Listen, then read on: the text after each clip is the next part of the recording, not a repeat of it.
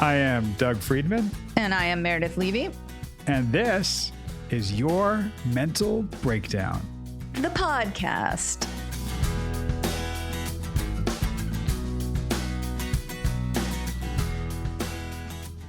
Aww. And with the hand gestures. I know. Well done. No one saw like them. That. You counted backwards. You said instead of 1, 2, 3, you said 3, 2, 1. Totally threw me off.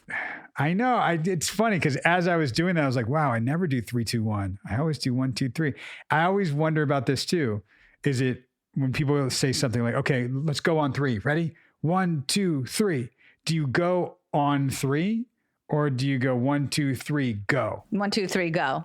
Then that's not go on 3. That's go after 3. I don't say go on 3. I just say 1, 2, really? 3. And then I assume everyone's like, okay, 1, 2, 3, go. 1, 2, 3, go. Right?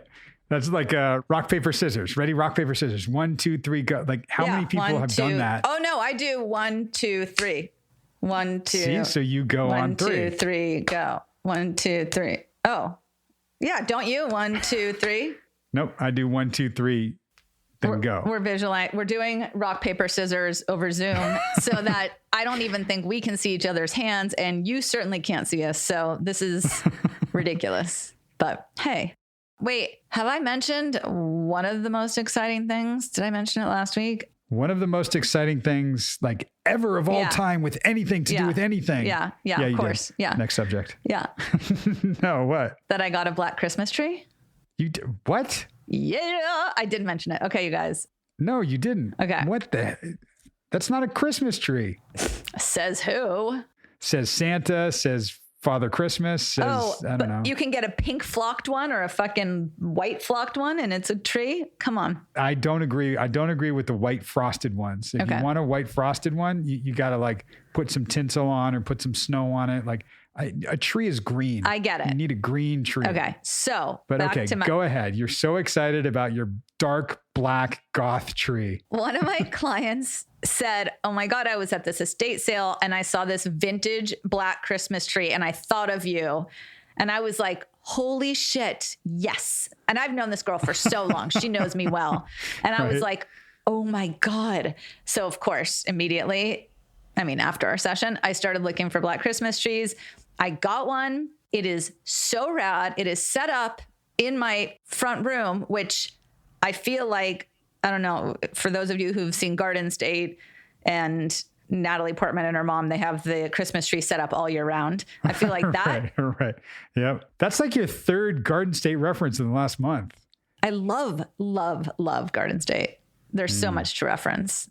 You know, one of my favorite parts is when she goes, whatever you do can never, ever, ever be repeated. Right. And she goes like this with her finger. He does that. No, he does that. Oh, he does that. And she goes, yeah, I've done that before. Yeah. So good. Anyway, so I'm really excited. I ordered the ornaments. I'm going to do matte black and pink, like ornament, like balls, and then little white lights. Aw. I know. I'm so excited. So I'm basically going to have a Christmas tree set up year round, like mid-November. But oh my I don't goth. care. It's not goth, ding dong. I'm not dark. A goth. I know you're not. I know you just love black. It's like love it. Pretty much your favorite color and everything you have is black and pink or white. I know. Yeah, with some pink splashes. But that's again, I say that's not a Christmas tree. I say suck it. Yeah. You know what I got? That's equally exciting, but not nearly as dark. What? I got a wreath. Oh, you did? Well, I ordered my wreath. Yeah. Every year I get one from, there's a farm in Washington State that I love them. Shout out to Lynch Creek. Yeah. And it's like a real Washington State tree. And then they've got these beautiful wreaths and I just bought one getting delivered. Although I need it delivered Thanksgiving so I can have it and put it up after Thanksgiving. I'm a stickler for Christmas decorations go up the day after Thanksgiving and come down after New Year's and before my birthday. Yeah, I get it. I've never done this before. Also, just so you know, I don't believe in fake Christmas trees. Just so you know, like Christmas trees are definitely real trees. It's all about the smell, 1,000,000%. Exactly. But this year, I'm doing it. I'm getting it. I'm going for it. And I'm going to get maybe a Christmas tree scented candle, or maybe just get a real mini tree to put in my house somewhere so I get the smell. Oh, yeah. I think it was, it sort of stuck out when you said somebody said they saw a really cool vintage Christmas tree. Like, it's interesting. I've never really heard it described that way, but I know. Me neither. Yeah. Do you remember the days of like going out to the forest and like chopping down a tree and bringing it home? Yeah, 1932. Exactly. No, some people still do that, but I love that smell, the smell of the tree. And you know what I love too? Is the smell and the sound of a crackling fire, like a real fire in the fireplace. Yeah, I have one of those. It's so nice. Speaking of fire. Speaking of fire, yeah. Oh, yeah. You told me you burned yourself? Yeah, you know how I'm super, super, super clumsy and always do things like that? I frickin' was taking something out of the oven and I just like hit my arm on the grate. What are those Rack? called? The oven rack? Rack. Yeah, and I was like, ow. But like I didn't think much of it. I looked down, nothing. Like, and I wake up like 2 days later and it's a freaking big ass burn and it's like starting to bubble and gross. And so I had to go like get call in a prescription for this cream and wrap it. Will it mess up your tattoo? Because it's on right on one of your tattoos. Is it going to mess it up a little bit? It definitely might. Wow. It sure could, but. Did it hurt? I mean, clearly when you did it, it hurt, but. Yeah, it hurts way more now. Yeah, it hurts and it itches and it's, and the best part is it's right where all my bracelets are. Like, so they're constantly banging. So I have to like take all my bracelets and tie them up in a rubber band up top. Most of them don't come off, just so you know, or it's a huge pain. So that's why I don't take them off. But anyway, just another day in the life of Meredith Levy. A day in the life of me when I was, 15.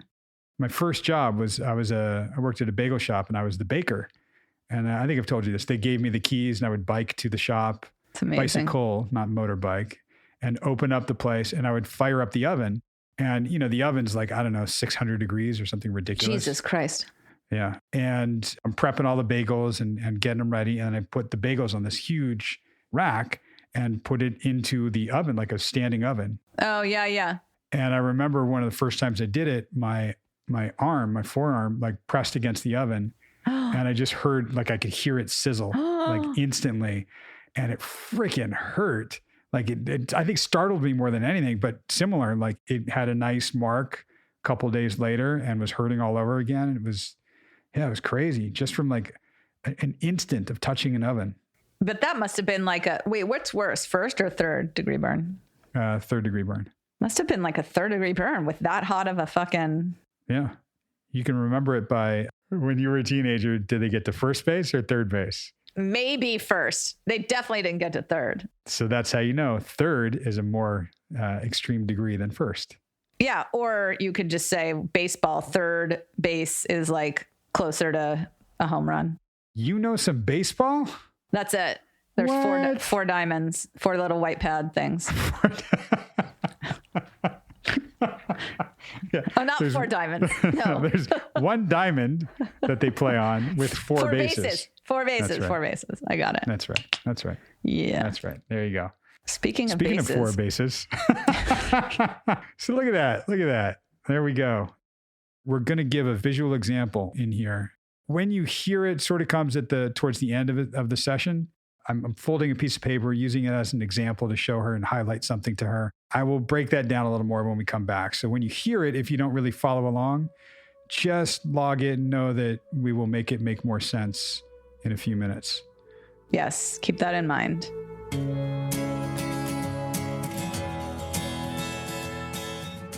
I think I've said this to you. I don't believe in work-life balance. I think it all falls under the umbrella of life. And the thing we need to balance is work, rest, and play. Those 3 elements, and they're very different. So I think of you as somebody who you are mama to all these people. Always. To your siblings. You were mama bear throughout a lot of your life. You're even mama bear at work to a degree. I'm wondering, like, where for you, under the umbrella of life, but I really want to find out what play is for you? I mean, I would say the closest thing that comes to play for me is, I mean, like, okay, this weekend passed. We didn't have the kids. So we went up to my eldest sister's house. So we spent a day swimming and barbecuing. That's kind of like my relaxy-taxi time. I don't know if you watch Friends, but whenever I talk about relaxing, we say relaxy-taxi, but that's really pretty much it. I like the idea of being a hiker or being a this or being a that, but I'm just not. I don't know if maybe I could be, but to me, it's one more thing that I would have to like, okay, I need shoes, I need clothes, I need gear, it's a little overwhelming, you know? So hanging out with my sisters is my playtime. Well, I want to lean into this a little more for a minute. I don't know if you ever watched Parks and Rec. Yeah. But they call it the treat yourself. Where it's you spoil yourself, you have fun, you go do that thing, goofing off or like having fun time. I wouldn't think it's going to a water park. I think you would be more mama bear than like having fun with the kids.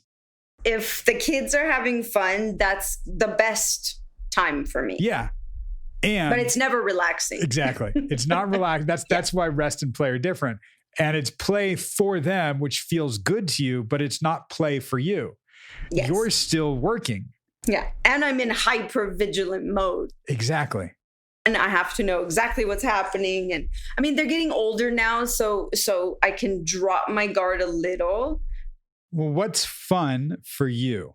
And you can't say seeing them have fun. Fun for you, whether it's you and one of your sisters, you and boyfriend, just you, and not relaxing, not rest. I'm talking fun. Traveling. I love traveling. I'm sure that's a hangover from my childhood, but a couple years back, boyfriend and I did a Europe trip, which was, I mean, I hadn't been back to Europe since I was 23, 24 years old. So it was amazing. Yes. That to me is the best thing. Realistically, for our future, we need to not spend any money. And literally, that's why for so many years, I never went, because I just was like, no, can't do it. But after my divorce was so stressful, I felt like, okay, I owe this to myself kind of thing. Was probably for the best. I really needed a timeout, like really badly. Yep. The universe probably allowed that to happen, so I would take a break, because I got a bleeding ulcer during my divorce. That's how stressed out I was. So I was really, really in a bad place, stress-wise. Nobody ever would know. I would just double over in pain in the bathroom and like throw up blood and stuff, but no one ever knew, but I knew. And it was getting to a point where I was like, okay, some ball's going to drop, and then that's the end. You do have a tendency to just soldier on, keep going, push through. Part of what we're trying to do is slow that down and appreciate where you are when you're there. And part of appreciating the trip to Europe and appreciating how wonderful it is, and appreciating bleeding ulcers during a divorce and how difficult it was. Appreciating doesn't just mean the good things. It's recognizing the whole breadth of your experience, because there is a lot. When you were talking about play, you lit up when you were talking about the trip to Europe, and then it turned to what made it so difficult, and it quickly turned away from play. We'll come back to that in a second. What you just said about I was doubling over in pain and nobody knew, and that's no small thing. I mean, you were going through a divorce, bitter divorce. And it was, oh man. I mean, I just think of how you described it. Like, I had no money myself. It was all him. And I had the kids, and there was a fight for the kids and all that. And you were literally doubling over in pain and bleeding. And what do you make of that? It was horrible.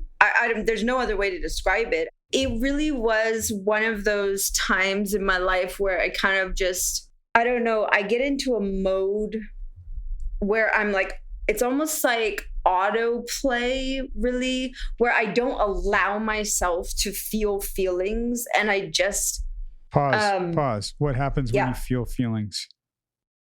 Well, then I wouldn't be able to get out of bed and walk myself to court and stand there alone in front of the judge, knowing that I have no legal experience. And it's all too overwhelming if I stop and feel the feelings. It's similar to why your sister said, no, I don't want a therapist. I don't want to talk about this stuff. I don't want to go back there. Yeah.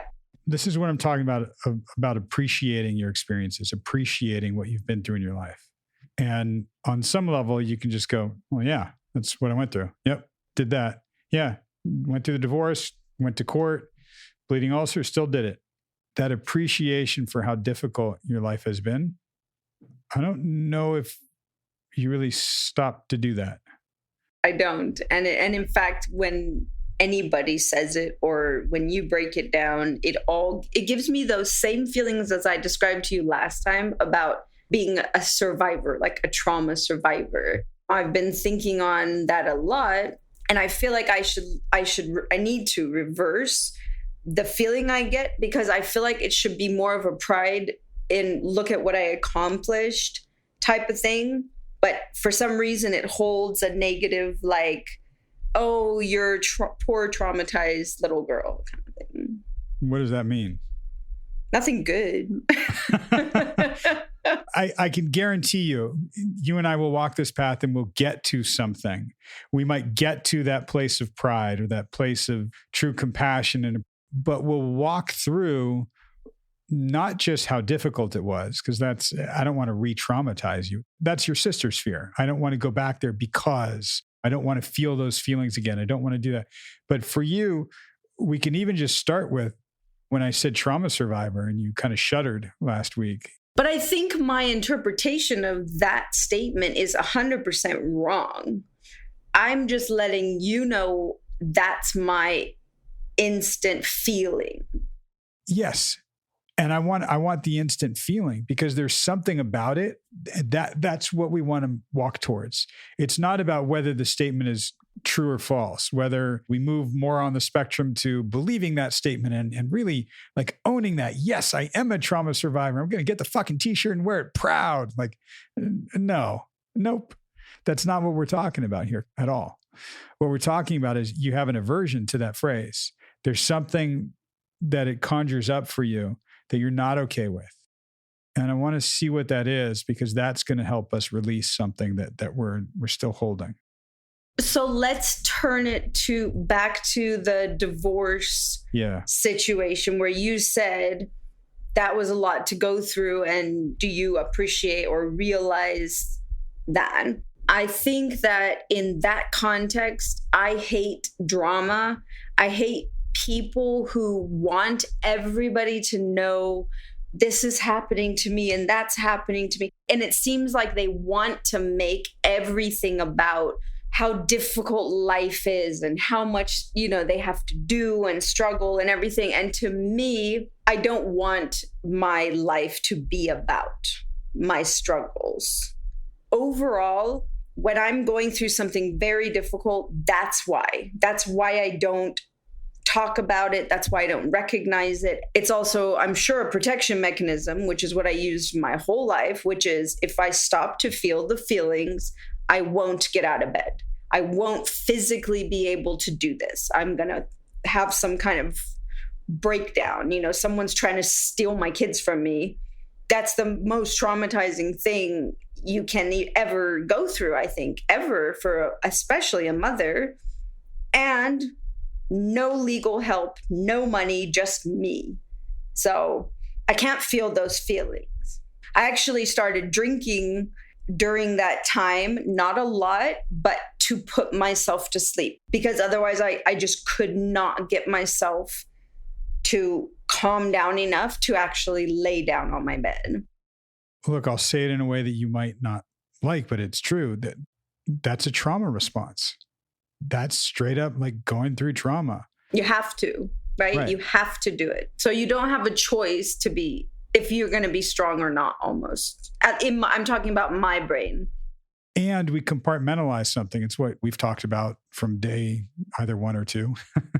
All those compartments that we're going to open up. It's not necessarily to dwell on what you've been through or kind of do the, oh, woe is me, or look at me, look at how difficult my life was. No, that's when you said, I'm a happy person. Like, yeah, I believe you. And it's been really difficult and intense. You've learned from a very young age, and it's been continuously reinforced. I have to keep moving. I have to keep moving. It's survival. And I don't think you like that word either. That's survival. Mm-hmm. You're not having a good time. There's that mechanism for you. And that's why I want to be able to focus on what play feels like and where you get play. It's not about getting something done or what's next or that a sense of accomplishment. It's just that exhale. 100%. Yeah. Honestly, when I'm with my sisters, I'm 100% relaxing. No matter what we're doing. We don't really go out a lot. Like I don't know. I think we're all just kind of past that age where we care. We're all super good cooks. We just all bring a bunch of food to the house and we just spend the day cooking and hanging out and talking. And for me, that's probably my favorite thing to do, with or without my kids. Without my kids, obviously, it's even more relaxing, and just I don't really have to be on guard for anything. Right. Technically. Of course, I'm still like, make sure I have my phone next to me and just on the off chance. And even right there, I mean, as a mom, you're probably always going to have that. I don't know that goes away, right? It's that mechanism. It's that hypervigilance. It's that always staying on alert, on ready. It's part of the trauma response. It's part of what's ingrained in you. And I don't know when you've been able to really let that go and feel truly like, there, relaxed about it. It's not often, for sure. It's not often, and it's not for long periods of time. It's usually for 4 or 5 hours, when and if it happens. But I think a lot of that is me as well. It's me, for sure. A lot of that just comes from that hypervigilance that you've had to have for such a long time. And to bring it back to the sort of frame I was giving this all, it's finding the balance, because that's a form of work. Mama bear is your full-time job. You do that in many different places. Even what you just described, that's mama bear mode. Where's the balance with the play and the rest? I'm not saying take away the work. Don't be mama bear anymore. Don't check your phone. I'm not going to ask you to go meditate right now. It'd be horrible. We're not there yet. No. But where we might be is I'm going to ask you to go have fun. So next Wednesday is my birthday.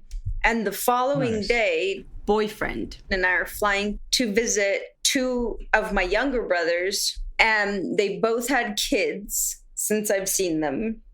I think, at least I'm setting out for this to just be about that. One of them has like a boat and a truck, and he loves to go out on the lakes and fish. And so I think we'll be doing a lot of just fun play type things. So as long as I don't make myself the mommy of the children or the caretaker or the house cleaner while I'm there, I may be able. You probably will to some degree, because that's partly what's familiar to you. I'm not going to say that that's you. I'm going to say it's familiar to you. Yeah. And we find comfort in things that are familiar. It's not necessarily comfortable, but the familiarity is comfortable. So you'll do that. It's why at a lot of parties, people gravitate towards a kitchen. If the party's happening in the living room or outside, at some point there'll be a gathering in the kitchen, because it's that room has utility. It's familiar to people. I know what a sink is. I know what a stove does. It's familiar. So there's comfort in that. Interesting. So people like being in a kitchen. I mean, you can attest to this too. I think it happens to you for a reason. And you probably would be the one that would gravitate towards the kitchen and then grab a sponge and start wiping up counters. That's actually comfort within the comfort. That's the familiarity, Yeah, that's exactly right. But here's a conundrum for you. So quick backstory. I have a BFF. Compared to her, I don't care about anything at all. She is the motherest of all the mothers. Okay. She has her son, her husband for many, many years. Go to work, cook, clean, go to work, right? That's just her life and she loves it. I would go over to her house and just instinctively go and start washing dishes and putting them in the dishwasher or cleaning up, because she's by no means a messy person, but she is totally fine for a mess to happen while people are there and she's cooking and we're eating and everything's going on. She's like, I'll clean when I'm ready to clean. She literally told me one day, she was like, you cannot go to another woman's house and clean it. She's like, I love you, so I'm okay with it, but I've got to tell you, this is not going to fly with most women. And it was, again, one of those aha moments, because in my mind, I was helping her, doing something that I just do naturally and she won't have to do later. But to her, it was like, no, absolutely not. But when I don't do something, or I don't jump up and say, oh, I got this, or I can take care of that, or then I feel guilty. So how do you reconcile that? Then I feel like, what the hell am I doing then? I'm just sitting here. Mm-hmm. Why? Mm-hmm. I don't know. Okay. Why? I don't know. It bothers me. Why are you sitting there? I don't want to be. I'm sitting there because I've been told I'm not supposed to clean. Oh, right. Well, that opens a whole other can. If somebody tells me something I have to do, no, don't do that to me, right? I mean, that's got a whole other bag that we can open. So, like, I know etiquette-wise, I should not go to another woman's house and clean it. Okay, I understand, but I don't like it. But I usually do it anyways. Right. Just because, again, if I don't, I feel like I'm contributing to their workload down the line. Exactly. And honestly, I think it's a coin toss. With some people might be super appreciative. Some people might, no, don't do that, because they'll feel guilty.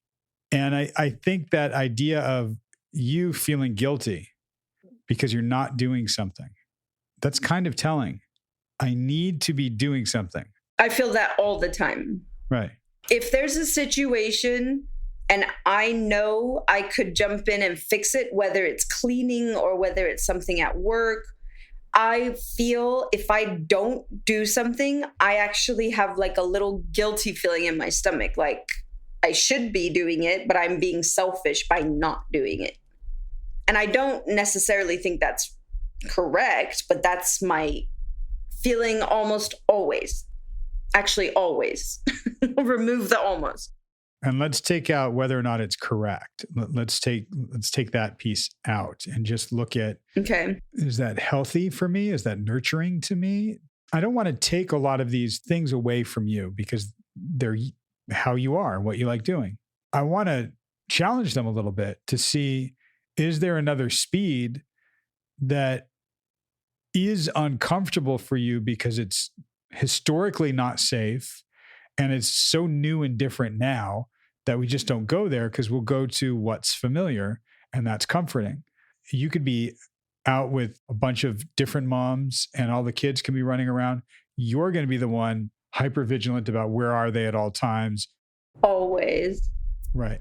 And I actually get kind of judgy too. Like when I was married, our neighbors would have big parties that would involve kids and swimming pools and tons of alcohol for the adults. So I would just be like on extra red alert. And if I would definitely feel a little judgy.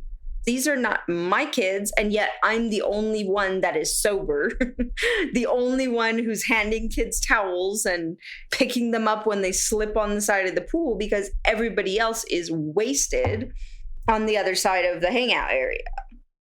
Yeah. And that I'm saying this metaphorically. When do you get to be wasted? Metaphorically speaking. Never. But I almost don't know if well, maybe some part of me wants to, but I don't know that I want to. Like I've never in my life gotten to that point where I'm not fully in control.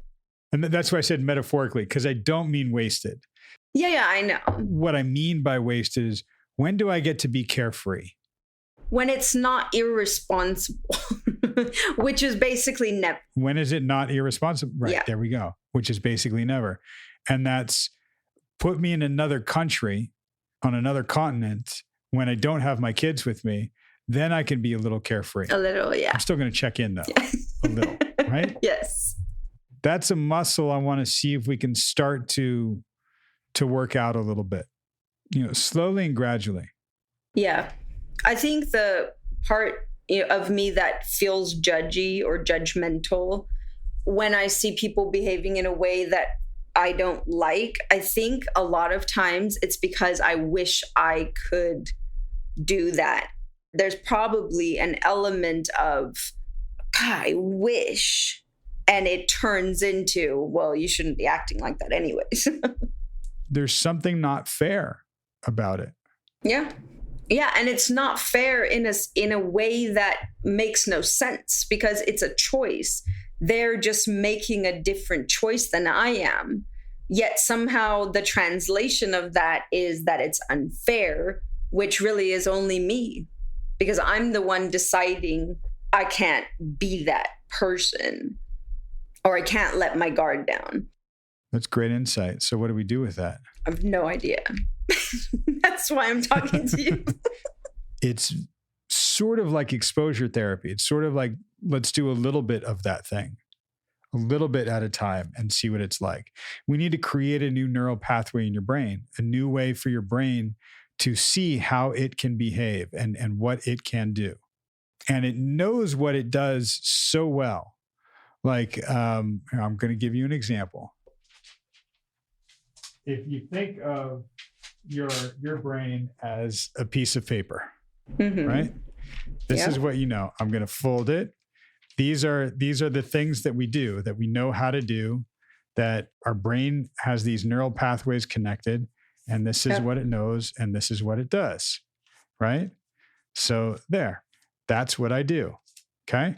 Yeah. I go through life, and if I need to do it again, well, guess what? Wow, the next time it's easier. Super easy. Yep. Because the folds are there, right?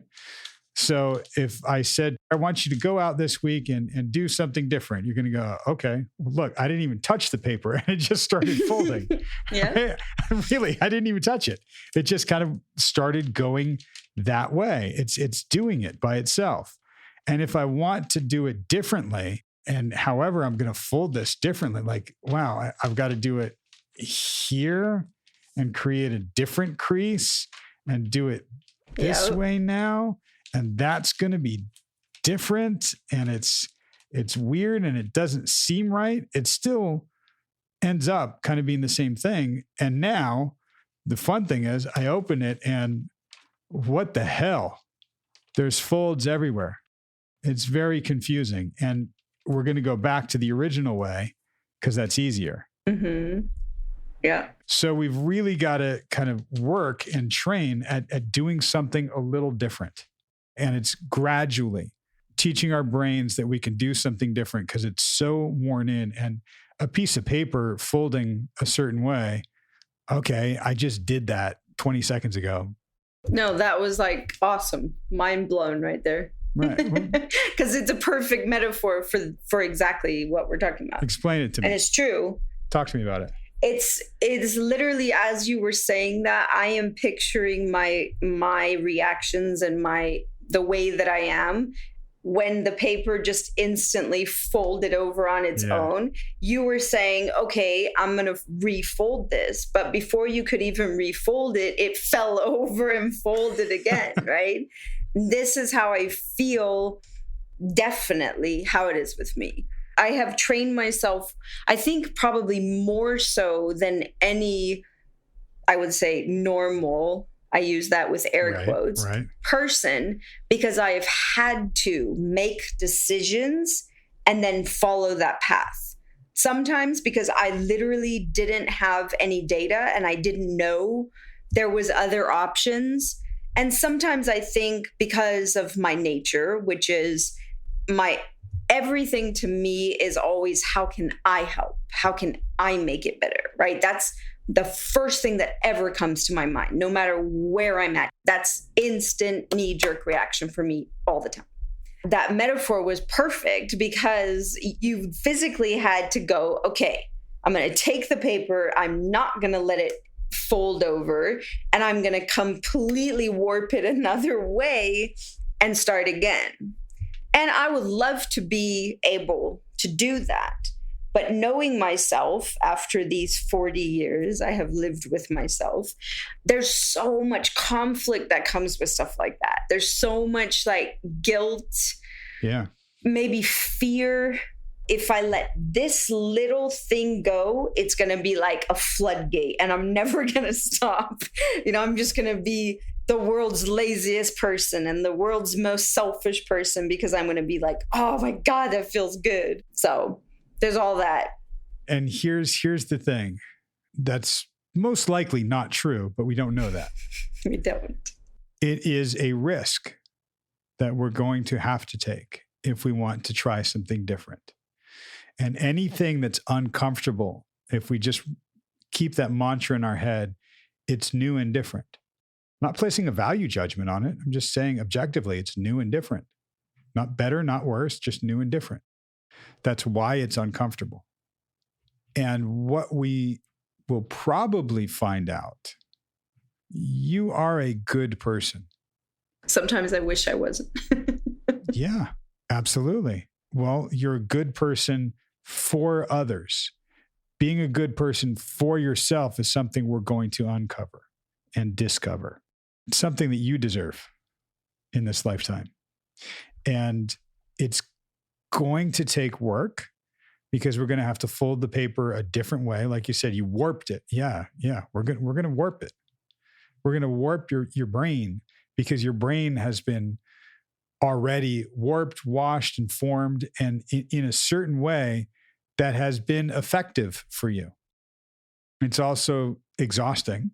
And I think if we find that you are not this piece of paper with all these old folds and new folds, if you think of yourself as a brand new sheet of paper and you get to choose how you're going to fold, where your brain's going to go, why that paper, when I just held it folded over, even right now, it's still doing the original folds, right?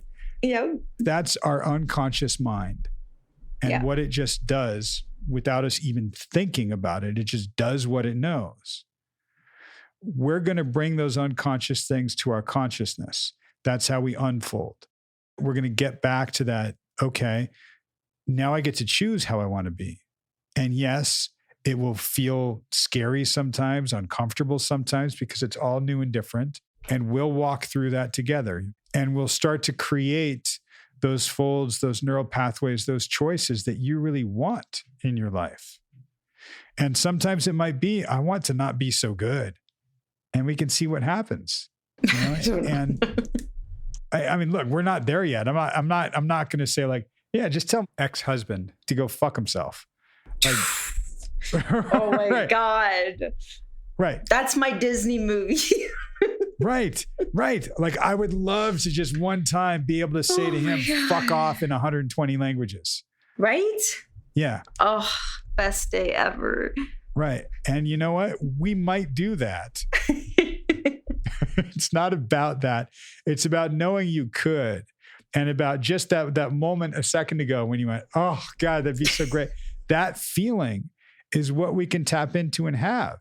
But we're so scared of doing the wrong thing, so scared of the consequences, so well worn with the grooves that we know, so familiar and comfortable that we just keep doing the things that are okay. I don't want you to have an okay life.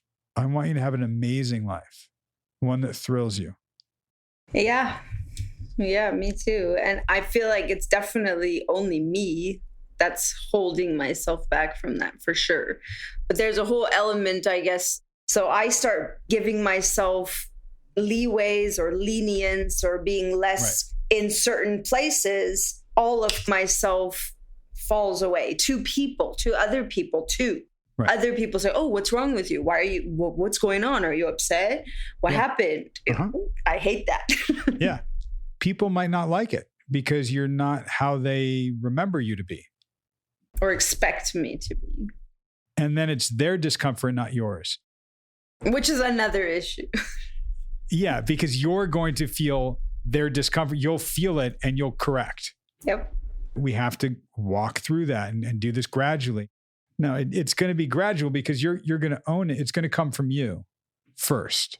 And part of that is going to be walking through the discomfort of, yeah, I tried this differently. And oh man, somebody didn't like it or it went like this. Okay. And we'll walk through that and we'll process that because your discomfort is going to be what alters your behavior. And when we can sit with our discomfort and be okay with that, then we can be stronger in how you are. Then their discomfort is just theirs. If you do the work, you really own it. When you go, oh, I see that you're uncomfortable with me being different. I'm trying to do something different and wonderful in my life. I can see that that's uncomfortable. Period. Let them deal with it. It's their problem. That's scary because it's different. And we're going to walk through a lot of those things. It's going to be in a lot of different places. Yeah. The one that I'm most interested in is internal for you. When we can show your system that it can fold that paper differently, that it has more choice. I don't have to be so composed all the time. I don't have to be in fear all the time. That's what we're looking for. Thank you.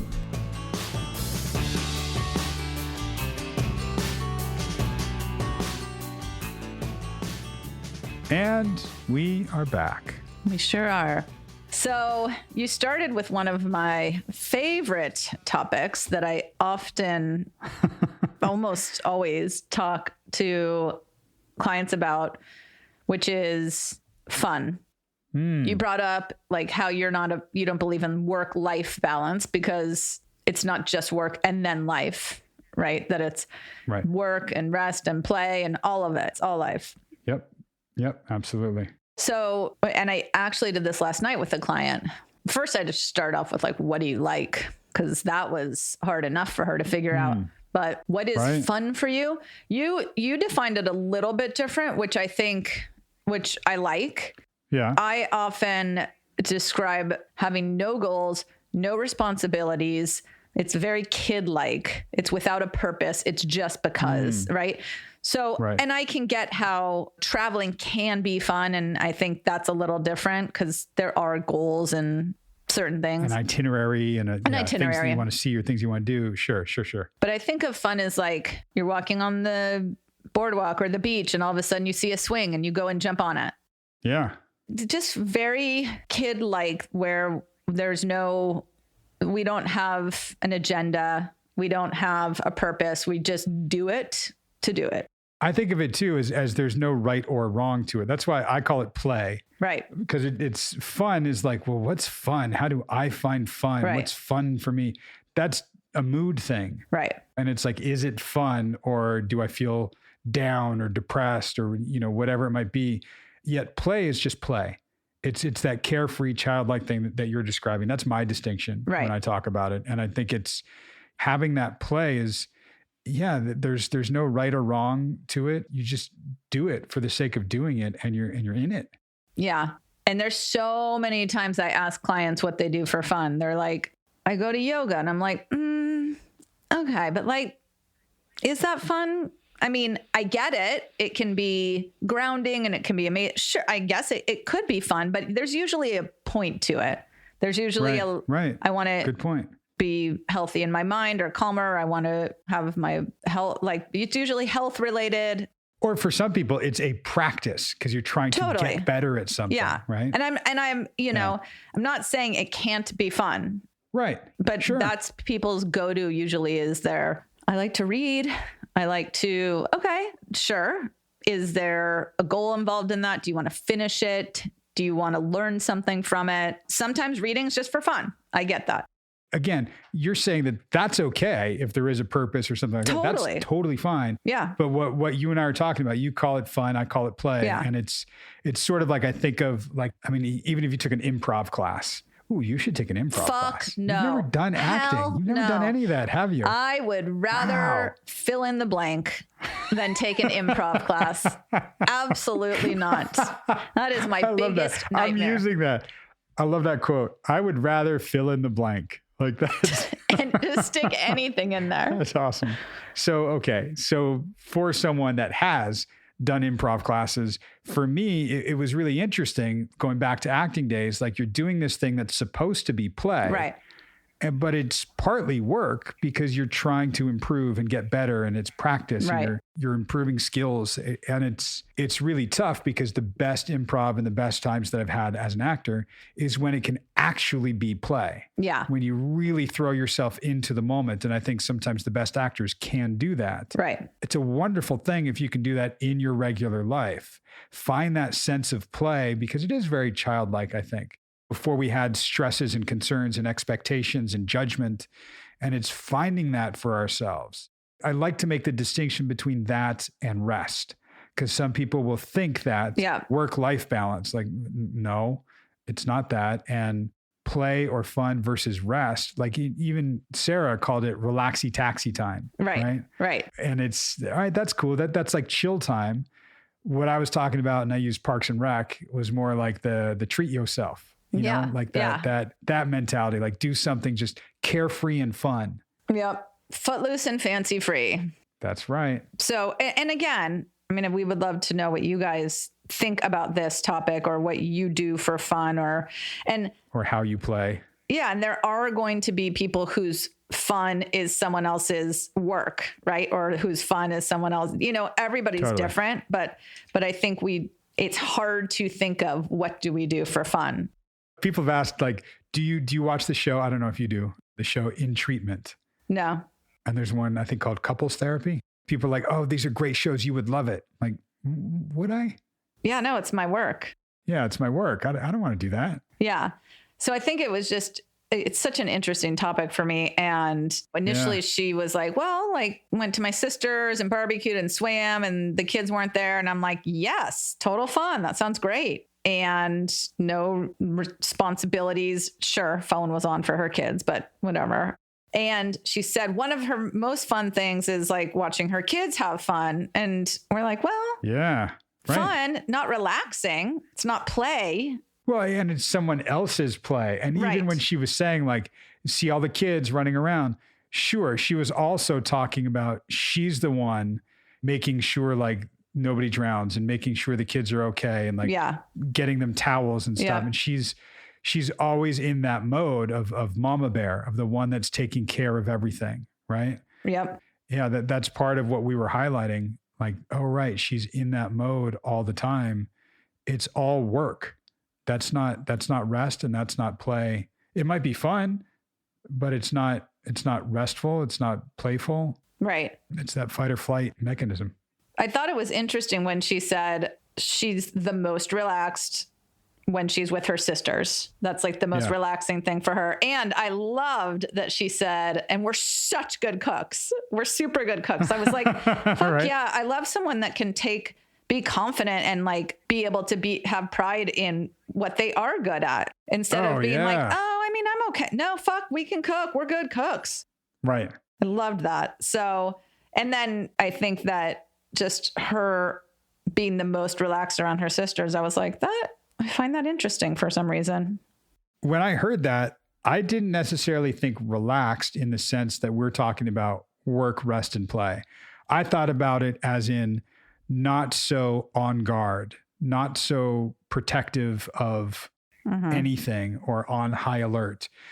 Around my sisters, who had a very similar upbringing and experience, and they know me, I can just drop my guard and be myself, and it's comfortable. That's the relaxed that I took it to mean. Mm-hmm. So it's not necessarily like calm, chill, totally blissed out. It's more like I'm just not guarded, and I'm not hyper vigilant and on high alert at all times. Right. So there was this one part where she talked about how during her divorce, she had a literally bleeding ulcer and nobody knew. Yeah. That, like, she just totally played it off. She didn't allow herself to feel the feelings, which is fine because she wouldn't have been able to show up in court. That's the protective mechanism. She needed to do that.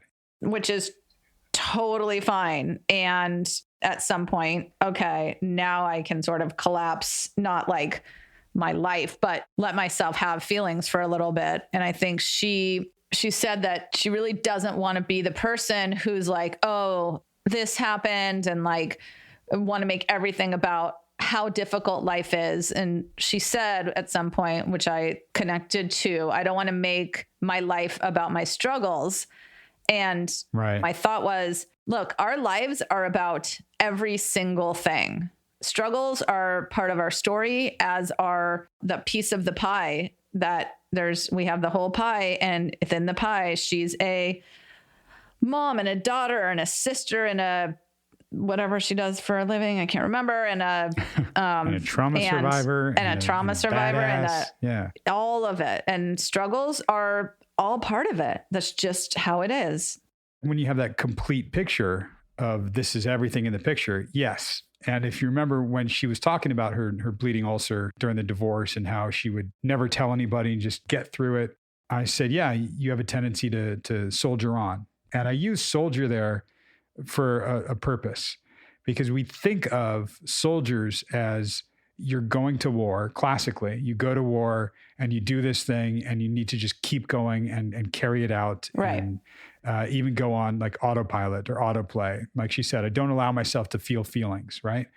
And classically too, for PTSD, we think of it, a lot of us think of it as a soldier goes to war over there, wherever there might be, experiences that trauma of war, and then comes home. And now they're home and they need to, live life again as they used to. It's so hard. They have what's called PTSD. Right.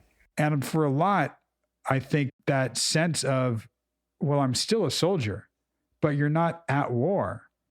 How do you kind of reintegrate back into life? Right. And it's so hard because you do compartmentalize a lot of things during whatever war it might be. And the divorce sounded like that was a war too. Totally. So she compartmentalized the hell out of things in order to get through it. And like she said, when she said, I don't allow myself to feel feelings, I stopped her and was like, hang on, what happens when you feel feelings? Right. Let's go there. Right. And I think she said something to the effect of like, when people tell her to like appreciate her experiences, and her instinct is like, no, because those experiences give her the same feelings as being a trauma survivor. Right. And so she's just like, no, if I stop to feel the feelings, I won't get out of bed. No, thanks. Right. For her, it's kind of a binary thing. And for a lot of people, it's, well, if I open the floodgates, then I'll be flooded. And she even said something like, yeah, if I feel the feelings, I won't get out of bed. So I just don't go there. Like I can't go there, because then for her, it's, I don't know how to touch going there and come back. If I go there, boom, floodgates are open. It all comes out and I don't know what to do with any of this. It's overwhelming. There's too much, and we don't have to do it that way, but it feels like that when you're fresh off of, and not even off of, she's still in that mode of protecting herself and soldiering on with a lot of what she's gone through in life. Totally. That's why I think last week I said, yeah, you're not just a trauma survivor, you're still experiencing trauma. Yeah, she's being re-traumatized. Right. Well, then she mentioned that next week is her birthday and that she was going out to see her family, which again, I don't think we as listeners know enough about her family and the siblings and who it is that she spends time with to know. I imagine there's certain parts of family where you're like, ugh, this is like an obligation and it's going to be tough, or certain sibling. I mean, when you have that many siblings that are like, oh, this is so pleasant. But I sounded like she said she's looking forward to it and it should be fun. And especially as long as she doesn't make herself the mom or the cleaner or whatever. Right. That was interesting too, when she was talking about like being the cleaner and how that works. And I said it in this episode that I think a lot of people gravitate towards a kitchen because we know the function of a kitchen. Totally. I mean, I also really want food. So there's that. And usually alcohol. Right. But like otherwise still, yes, it's a place that you can be in where you're not just like, like it's comfortable. It's comfortable, right? It's functional, and people know the function of a kitchen. So even if you're not actively doing something in the kitchen to prepare for something, and you know, her being a good cook, and same with Right. a lot of her family, like, cool, they're probably very comfortable in the kitchen and comfortable with each other in the kitchen. But you could be at a party and you will find that people gravitate towards a kitchen because that's a room that's known. When you're just in a living room, sometimes that's too exposed to be yourself and be vulnerable and interact. Like, I don't know how to do that. How do I do that? What do I do? What do I do? Yeah. But it's a kitchen makes more sense. So we go there for the containment of it. Yeah. And that familiarity. And I was kind of highlighting to her, like, that's partly what she was saying was like, I start cleaning. I start doing that thing. And it's just what I know, that's how I do things. And when she was telling the story about her friend telling her, you don't have to clean up, her friend was saying, look, I know you, I love you, but you know, you can't do this everywhere you go. Oh no, she didn't say that. Don't come to another woman's house and clean. Right. And I was like, I'm going to let that one slide, but I get what you're saying. Right. Well, I mean, look, I'm totally fine with not that I'm a woman and it's my woman's house, but I'm totally fine with somebody coming to my house and cleaning. Absolutely. I'm fine with you coming to my house and cleaning. So please come to this woman's house and clean. Like, I was like, right. But I get what she's saying. I totally get it. Right. And we will post your home address for everybody to see so they can come and clean. But I think where I would draw the line at cleaning is, but don't start putting like dishes and silverware in the wrong places.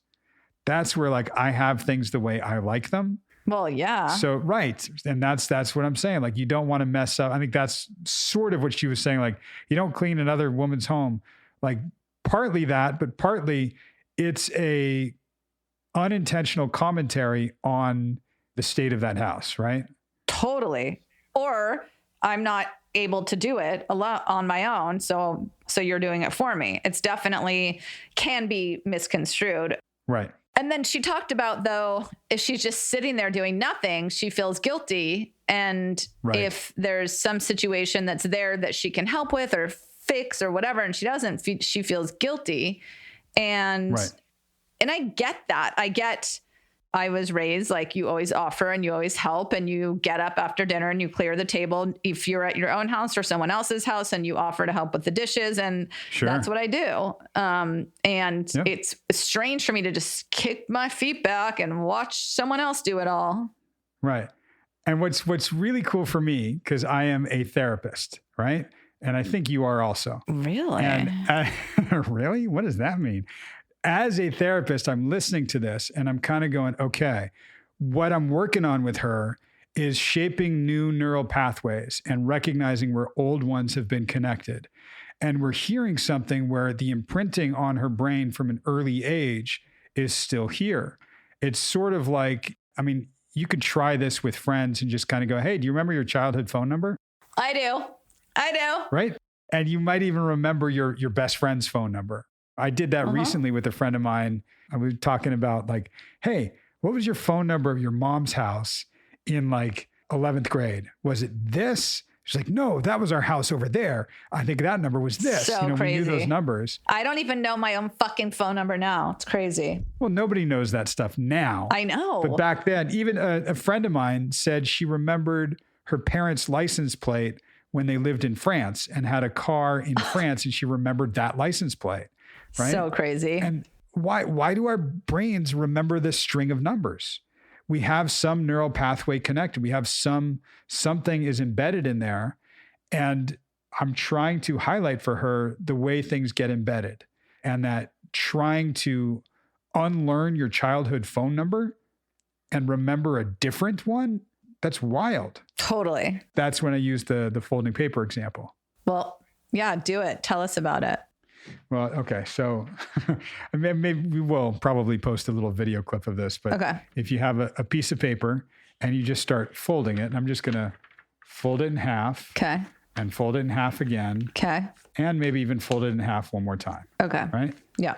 So now you have a folded up piece of paper. Okay. If you unfold it, it's not going to look like a fresh piece of paper anymore. It's going to be folded. Right? Right. And if you say, okay, hey, fold that piece of paper again, it's going to just start going into the shape that it took when you were folding it the first time, right? So if you want to fold it differently, like now if I want to make a paper airplane, Right. it's going to be weird. Like the folds aren't going to line up. I'm folding something against where something was folded before. Right. It doesn't really make sense. I'm sorry, I'm like totally making paper noises, but see, this is it. We're doing it.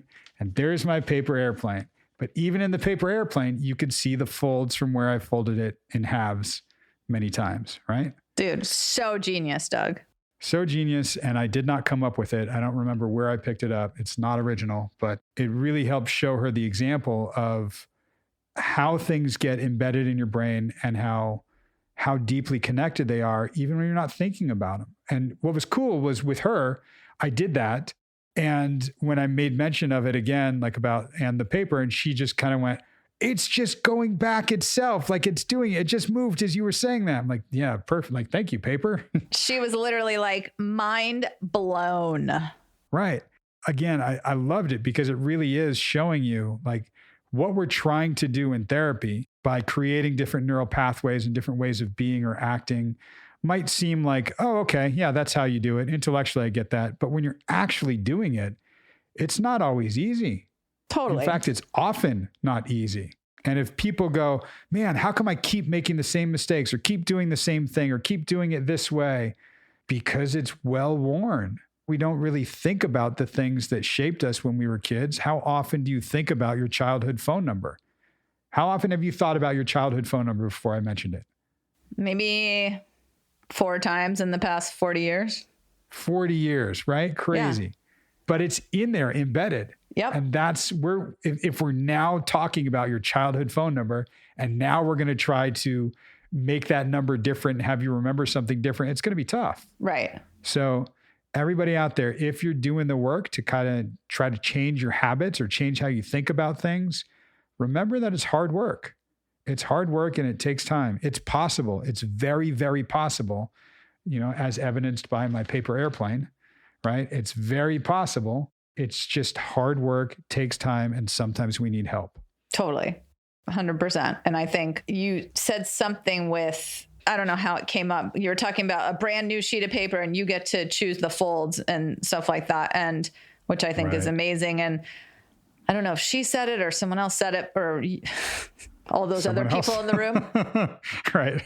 But something to the effect of people might not like it that you are different than they expect. And you're just going to walk through it and be okay with it and be confident because, I mean, I'm sure we've talked about this before, like the quote unquote identified patient, you start to make these changes and the people around you are still going to expect the same reaction. Or if all of a sudden you tell your kids, you know what, you do the dishes, I'm not doing them.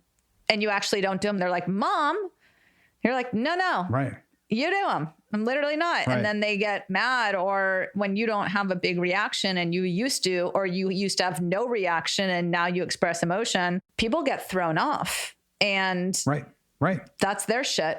And it doesn't mean we have to be, completely dismissive of that. Like, that's their shit, not mine. But it's recognizing and I did say it in here, that's their discomfort.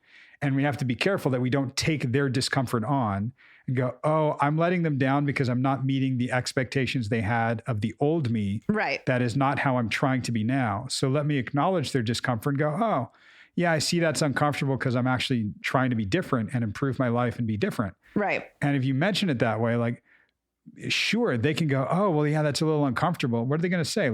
No, I don't want you to be different and grow and have a wonderful life. I want you to be the same that I expect you to be so I can be comfortable, even though you're going to be suffering. Yeah, they very well might. And that's when you say, okay, bye-bye. Right. And I think I even said, all right, well then fuck you. Right. And but chances are the real people around you that you want around you are going to support that. And those that don't, well, they're not the people that you want to have around you. Right. You know who I want to have around me? Me? Yes, Meredith, you. All of you guys. Everybody. Not everybody. Not you. Or you. But you and you and you. God, you remember Romper Room? Looking through the... Oh my God. Yes. What was it? Like the magic mirror? The looking glass, the mirror. Yeah, something like that. Not the looking glass. What the fuck ever. I don't know. Man. Something like that. The romper room mirror. You guys have no idea what we're talking about because that's like literally 40 years old. Totally. Well, speaking of 40 years old, we are going to take our naps. Go rest our weary eyes. That's right. That's right. We will be back here with you, for you, about you next week. In the meantime, find us on all the social media outlets, places, things to get social media. We're on the everything. Just look for Your Mental Breakdown. We'll be there. And we're on the Patreon. So if you go to patreon.com/Your Mental Breakdown, or you search for Your Mental Breakdown, you'll see all the Drew episodes on there. I don't think it's called the Patreon, Doug. I think it's just called Patreon. Oh, I heard about it on internet. Oh, wait, that's the internet? All these rules. Ugh. All right. Well, follow all the rules and enjoy and live your life. And take no shit. That's right. And we'll see you next week. Bye. Bye.